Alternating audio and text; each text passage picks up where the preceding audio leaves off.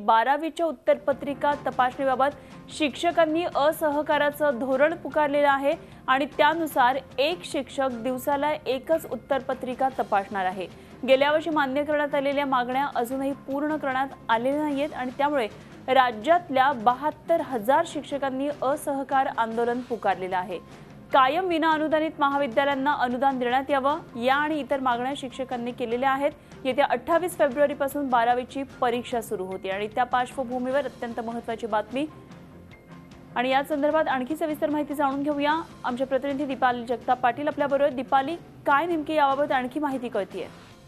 अनुपमा, नक्कीच संघटनेने सध्या भूमिका घेतली, त्यामुळे 12वीचा निकाल उशिरा लागणार की काय अशी चर्चा सुरू झालेली आहे। याची शक्यताही नाकारता येत नाहीये, कारण गेल्या 3 वर्षापासूनच्या या मागण्या आहेत आणि गेले 3ही वर्ष संघटना शिक्षक संघटना जी आहे कनिष्ठ महाविद्यालयाची ती दरवेळेला उत्तरपत्रिका तपासणीचा बहिष्कार टाकत असते आणि प्रत्येक वेळी मागण्या तर मान्य होतात, मात्र त्याची अंमलबजावणी होत नाही। त्यामुळे यावर्षी पुन्हा एकदा शिक्षकांनी आंदोलनाचं हत्यार जे आहे ते उपसलेलं आहे आणि म्हणूनच उशिरा लागणार की काय याची शक्यता जी आहे ती नाकारता येत नाही।